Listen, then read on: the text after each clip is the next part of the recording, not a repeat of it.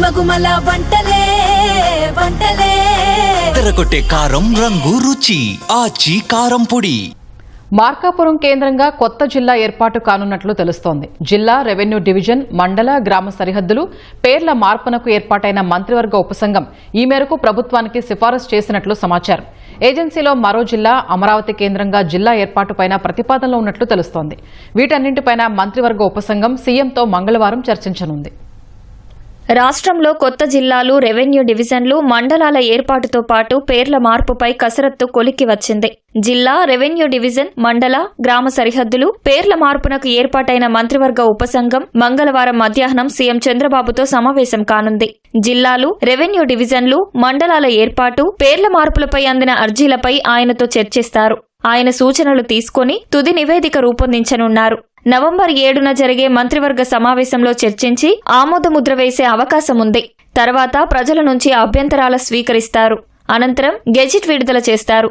జనగణన నేపథ్యంలో డిసెంబర్ 31వ తేదీలోగానే మొత్తం ప్రక్రియ పూర్తి చేయాల్సి ఉంది.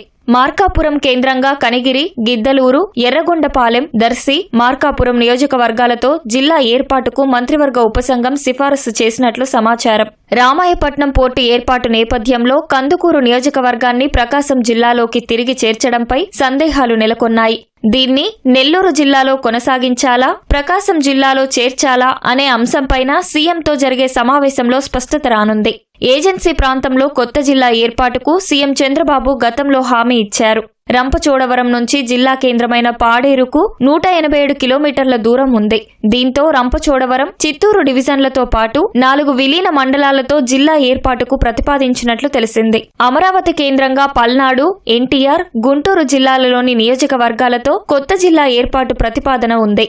రాష్ట్ర సచివాలయం, అసెంబ్లీతో పాటు కొత్త భవనాల నిర్మాణమూ పూర్తి కావస్తోంది.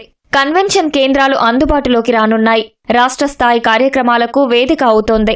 వీటితో పాటు శాంతి భద్రతల నిర్వహణ, ప్రోటోకాల్ విధులు కూడా పెరుగుతున్నాయి. ఈ నేపథ్యంలో కొత్త జిల్లా ఏర్పాటుపై ఆలోచిస్తున్నట్లు తెలిసింది. మదనపల్లె కేంద్రంగా జిల్లా ఏర్పాటుకు సాధ్యాసాధ్యాలపై నివేదికలో వివరించనున్నారు.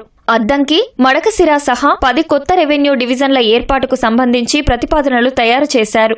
ఒక నియోజకవర్గం 2-3 రెవెన్యూ డివిజన్ల పరిధిలో ఉంటే పరిపాలనా సౌలభ్యం మేరకు ఒకే నియోజకవర్గ పరిధిలోకి తేవాలని యోచిస్తున్నారు. ఆదోని మండలంలో 1,50,000 మంది జనాభా ఉన్న నేపథ్యంలో మండలాన్ని విభజించాలనే వినతులు వచ్చాయి. ఇలాంటి వినతులపైన నిర్ణయం తీసుకోనున్నారు. మండపేట, కొత్తపేట, ఎస్కోట సహా కొన్ని నియోజకవర్గాల్ని ఒక జిల్లా నుంచి మరో జిల్లాకు మార్చాలనే ప్రతిపాదనలు అందాయి. వైసీపీ హయాంలో కొన్ని చోట్ల అశాస్త్రీయంగా విభజన జరిగింది. వాటిని కూడా సరిదిద్దేందుకు ప్రభుత్వం ప్రయత్నిస్తోంది.